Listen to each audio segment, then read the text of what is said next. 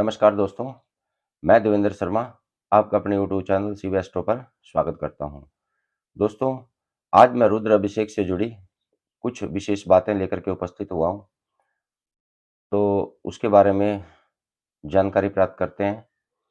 तो वैसे तो दोस्तों, शिव की पूजा हर व्यक्ति करता है और करनी भी चाहिए, पर क्या आपको पता है, शिव पूजा में रुद्र अभिषेक का बहुत बड़ा महत्व है। बड़े से बड़ा संकट शिव की उपासना करने से दूर हो जाता है। चाहे आप शिव के मंत्रों का जाप कर रहे हो या पूर्ण अनुष्ठान कर रहे हो, इसमें रुद्र अभिषेक का बहुत बड़ा महत्व है। वैसे तो शिव की पूजा पूरे वर्ष में कभी भी की जाती है, पर श्रावण मास में शिव भगवान धरती पर विचरण करते हैं, तो इस माह में की गई पूजा विशेषकर लाभदायक होती है। तो मित्रों, आज रुद्र अभिषेक से जुड़े तथ्यों के बारे में आपको अवगत करवाना चाहता हूं। यदि आप भी रुद्र अभिषेक कर रहे हैं या करवाना चाहते हैं, तो इसके लिए शुक्ल पक्ष व कृष्ण पक्ष की कुछ तिथियां विशेष मानी गई हैं। इसके अतिरिक्त यदि आप किसी अन्य तिथि में रुद्राभिषेक करते हैं, तो उसका पूर्ण फल आपको प्राप्त नहीं होता। तो मित्रों, ऐसा करने से आपको बचना चाहिए। तो अब बात करते हैं कि वह कौन कौन सी तिथियां हैं जिसमें हम रुद्र अभिषेक करके पूर्ण फल प्राप्त कर सकते हैं। मित्रों, यदि शुक्ल पक्ष की बात करें, तो शुक्ल पक्ष का जो समय होता है, वो अमावस्या के बाद से लेकर के पूर्णिमा तक का जो समय होता है, उसे शुक्ल पक्ष का कहा जाता है।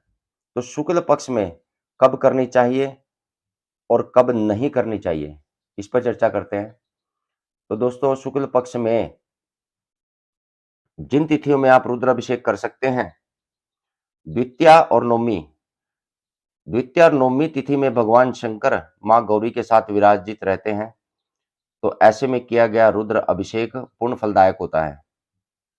पंचमी और द्वादशी में भगवान शंकर कैलाश पर विराजमान होते हैं, तो ऐसे में भी रुद्र अभिषेक किया हुआ पूर्ण फलदायक माना जाता है।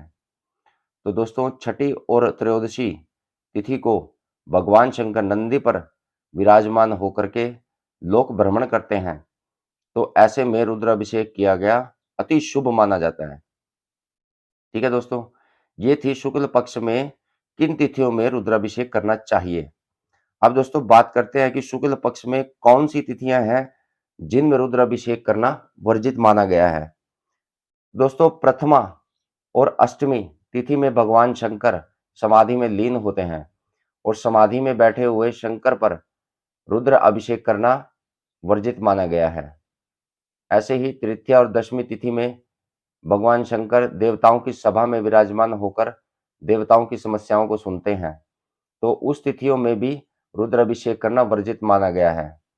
चतुर्थी और एकादशी तिथियों में भगवान शंकर क्रीड़ा क्षेत्र में होते हैं, वो अपने गणों के साथ खेल रहे होते हैं, तो इस तिथियों में भी रुद्राभिषेक करना वर्जित माना गया है। सप्तमी और चतुर्दशी तिथि में भगवान शंकर भोजन ग्रहण कर रहे होते हैं, तो भोजन ग्रहण करते हुए शंकर भगवान पर रुद्राभिषेक करना उचित नहीं माना गया, यह शास्त्र सम्मत बात नहीं है। ठीक है मित्रों, ये थे शुक्ल पक्ष में कब कौन सी तिथियों में आपको रुद्राभिषेक करना चाहिए और कौन सी में नहीं। तो अब बात करते हैं कृष्ण पक्ष की। कृष्ण पक्ष का समय दोस्तों पूर्णिमा के बाद से लेकर के अमावस्या की तिथि तक जो भी समय होता है उसको कृष्ण पक्ष कहा जाता है। अब कृष्ण पक्ष में कौन सी तिथि में आप रुद्राभिषेक कर सकते हैं। दोस्तों, एक तो प्रतिपदा, इसको प्रथमा तिथि बोलते हैं, अष्टमी और अमावस, इन तिथियों में भगवान शंकर मां गौरी के साथ में विराजित रहते हैं, तो ऐसे में किया गया पूर्ण फलदायक रहता है अभिषेक। और चतुर्थी और एकादशी में भगवान शंकर कैलाश पर विराजमान होते हैं, तो ऐसे में भी रुद्राभिषेक किया हुआ पूर्ण फलदायक होता है। पंचमी और दशमी की द्वादशी की तिथियों में, पंचमी और द्वादशी की तिथि में भगवान शंकर नंदी पर विराजित होकर के लोक भ्रमण करते हैं, तो ऐसे में किया गया रुद्राभिषेक सर्वदा उचित माना गया है। तो अब कृष्ण पक्ष की तिथियों में कब नहीं करना चाहिए? द्वितीया और नवमी तिथि में भगवान शंकर देवताओं की सभा में विराजित होते हैं, देवताओं की समस्याओं को सुनते हैं, तो ऐसे में वर्जित माना गया है। और तृतीया और दशमी तिथियों में भगवान शंकर क्रीड़ा क्षेत्र में होते हैं, तो ऐसे में भी वर्जित माना गया है।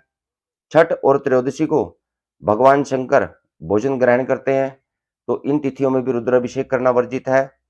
और सप्तमी व चतुर्दशी तिथि में भगवान शंकर समाधि में लीन होते हैं, तो समाधि में लीन भगवान शंकर पर कभी भी रुद्राभिषेक नहीं किया जाता, यह शास्त्र सम्मत बात नहीं है। ठीक है दोस्तों, अब एक बार फिर जरा इन बातों पर गौर कर लेते हैं कि शुक्ल पक्ष में किन तिथियों को करना चाहिए। तो दोस्तों, शुक्ल पक्ष में आप द्वितीया, पंचमी, छठ, नवमी, द्वादशी और त्रयोदशी इन तिथियों में आप रुद्र अभिषेक करके उसका पूर्ण फल प्राप्त कर सकते हैं। और इसी प्रकार कृष्ण पक्ष में प्रथमा, चतुर्थी, पंचमी, अष्टमी, अमावस्या, एकादशी और द्वादशी इन तिथियों में आप रुद्राभिषेक करके उसका पूर्ण फल प्राप्त कर सकते हैं। तो आशा करता हूं दोस्तों आपको जानकारी अच्छी लगी होगी, और जानकारी अच्छी लगे तो मेरे चैनल को सब्सक्राइब, लाइक और शेयर करना ना भूलें, और ताकि यह जानकारी दूसरों तक भी पहुंचे और भगवान शंकर की कृपा आप सब पर बनी रहे। तो दोस्तों, जब भी रुद्राभिषेक करवाएं तो इन तिथियों को ध्यान में रख के आप रुद्राभिषेक करवाएं। ठीक है दोस्तों, तो आज के लिए इतना ही। तो दोस्तों, कल फिर एक ज्ञानवर्धक जानकारी के साथ फिर उपस्थित होता हूं। तब तक के लिए नमस्कार।